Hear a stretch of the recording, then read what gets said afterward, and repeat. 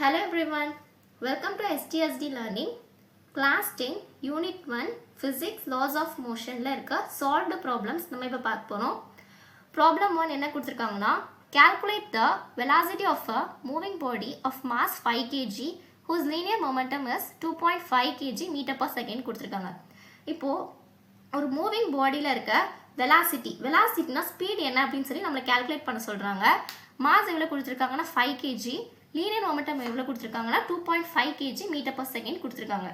இப்போது first linear மொமெண்டம்னா நமக்கு என்னன்னு தெரியணும். லீனியர் மொமெண்டம்னா என்னென்னா, ஒரு பொருளில் இருக்க மாஸும் ஸ்பீடும் சேர்ந்து கொடுக்குற மூவிங் இம்பேக்ட் தான் linear momentum. So mass increase ஆனால் லீனியர் மொமெண்டமும் இன்க்ரீஸ் ஆகும், வெலாசிட்டி இன்க்ரீஸ் ஆனால் லீனியர் மொமெண்டமும் இன்க்ரீஸ் ஆகும். ஸோ இப்போ ஒரு எக்ஸாம்பிளுக்கு, இப்போ ஒரு டென்னிஸ் பாலை வச்சு நம்மளை அடித்தா, நமக்கு ஃபாஸ்ட்டாக அடித்தா நமக்கு இம்பேக்ட் எப்படி இருக்கும், கம்மியாக இருக்கும்.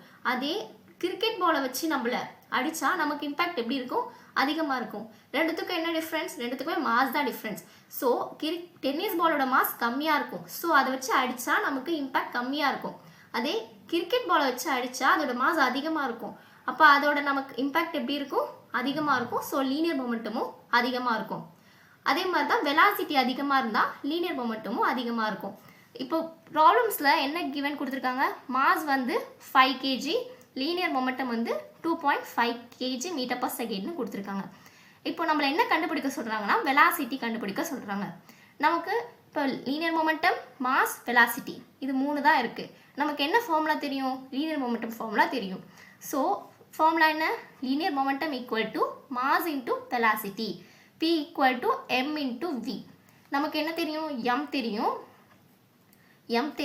P தெரியும், என்ன தெரியாது, V தெரியாது.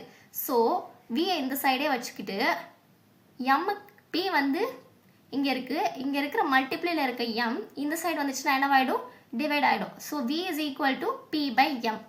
P என்ன கொடுத்துருக்காங்க, 2.5 kg metre per second.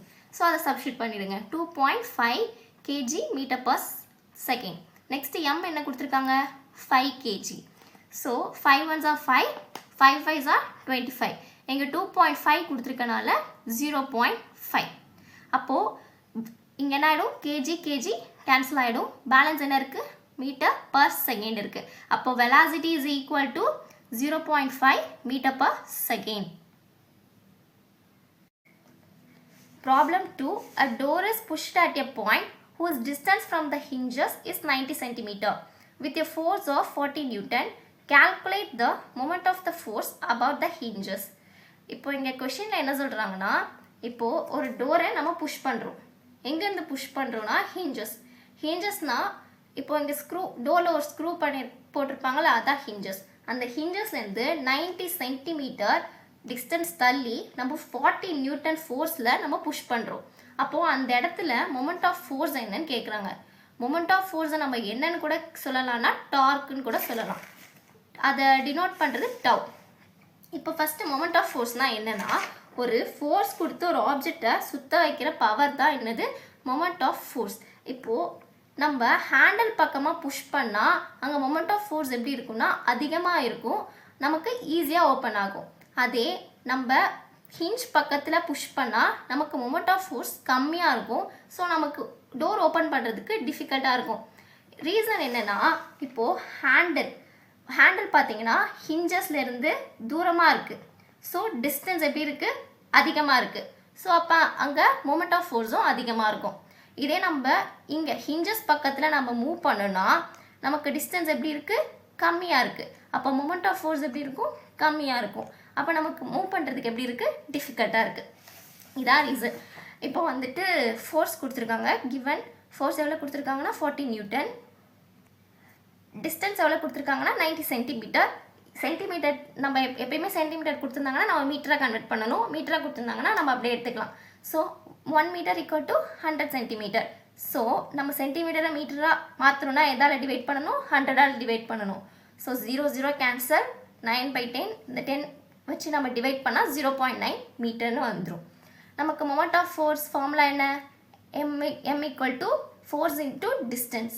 Force என்ன கொடுத்துருக்காங்க கொஷினில், 40 நியூட்டன் இன்ட்டு டிஸ்டன்ஸ் எவ்வளோ நம்ம கொடுத்துருக்காங்க, 0.9 மீட்டர். இப்போது 40வும் 0.9 எடுத்துக்காமல் நான் ஃபஸ்ட்டு 0.9 எடுத்து மல்டிப்ளை பண்ணுறேன். 9 into 0 0 9 4s are 36. Next 0 into 0 0 0 into 4 0. அப்போ 0 6 3. நமக்கு பாயிண்ட் அடுத்து எத்தனை டிஜிட் இருக்குது? ஒரே ஒரு டிஜிட் தான் இருக்குது. ஸோ பாயிண்ட் ஒரு டிஜிட் தள்ளி பாயிண்ட் வைப்போம்.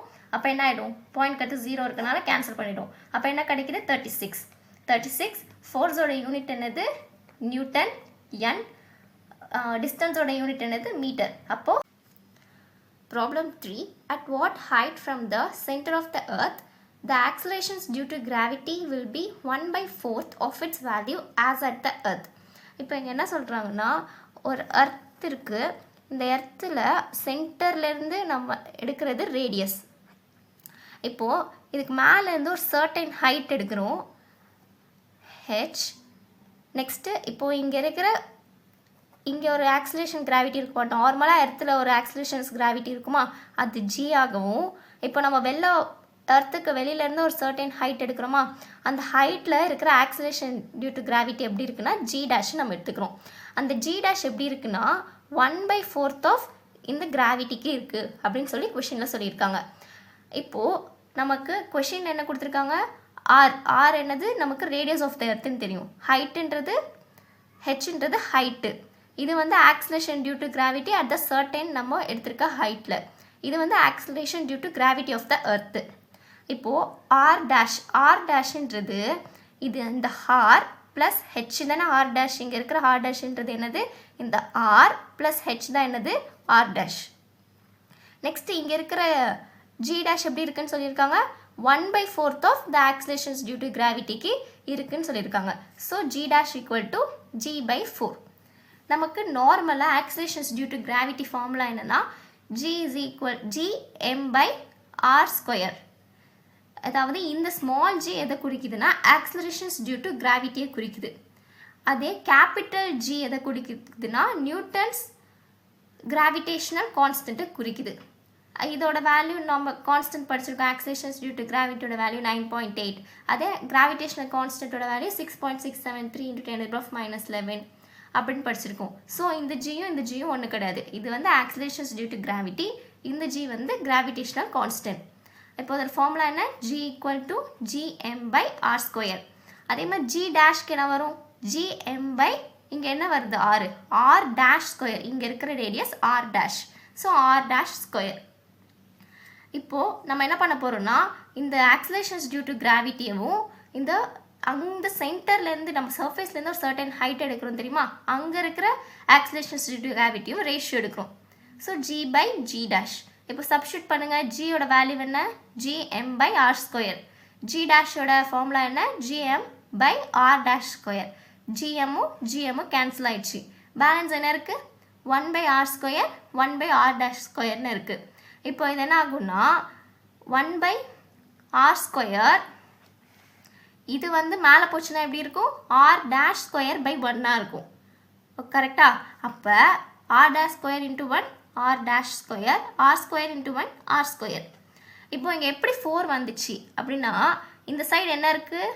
g'/g தானே இருக்குது. நமக்கு என்ன தெரியும்? g' = g/4ன்னு தெரியும். அப்போ g இங்கேயே இருக்கட்டும், இங்கே இருக்குது. இங்கே டிவைடில் இருக்க 4 அந்த சைட் போச்சுன்னா என்னவாயிடும்? மல்டிப்ளை ஆகிடும். இங்கே g' இருக்கிறது இந்த சைடு வந்துச்சுன்னா டிவைட் ஆகிடும். அப்போ g/g' = 4ன்னு கண்டுபிடிச்சிருக்கோம். அப்போ இங்கே g/g'க்கு பதிலாக என்ன போடலாம்? 4 அப்படின்னு சப்ஸ்டியூட் பண்ணலாம். நெக்ஸ்ட்டு இப்போ இங்கே வாங்க, இப்போ r'², r²ன்னு இருக்கா. இப்போ ரெண்டு இடத்துலையும் ஸ்கொயர் இருக்கிறது நான் என்ன பண்ணிக்கிட்டேன்னா ஹோல் ஸ்கொயராக எழுதிக்கிட்டேன். அப்போ 4 = r'/r² அப்படின்னு எழுதியிருக்கேன். இப்போ என்ன பண்ணுவோம்னா, இந்த r'-க்கு நம்ம என்ன கண்டுபிடிச்சோம்? r' = r + h நம்ம கண்டுபிடிச்சோம். இந்த r' = r + hன்னு. ஸோ இந்த r'-க்கு பதிலாக என்ன எழுதலாம்? r + h /r². இப்போது இந்த r வந்து இதுக்கும் வரும், இந்த கீழே இருக்கிற டினாமினேட்டர் r வந்து இதுக்கும் வரும். ஸோ r/r + h/rன்னு எழுதியிருக்கேன், ஹோல் ஸ்கொயர்.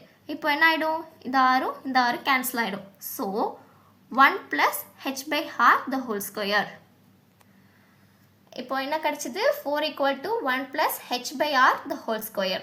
இப்போ என்ன பண்ணணும்னா square root on both sides பண்ண போகிறோம். அப்படி பண்ணால் இங்கே என்ன ஆகிடும் ரூட் வந்துடும், இந்த பக்கமும் ரூட் வந்துடும். ரூட்டும் ஸ்கொயர் என்ன பண்ணிடலாம் நம்ம கேன்சல் பண்ணிட்டோமா. அப்போ பேலன்ஸ் என்ன இருக்குது root 4 equal to 1 plus H by ஆர்னு இருக்குது. இந்த ரூட் 4 எப்படி எழுதுனா 2 2s are அப்படின்னு எழுதுவோமா.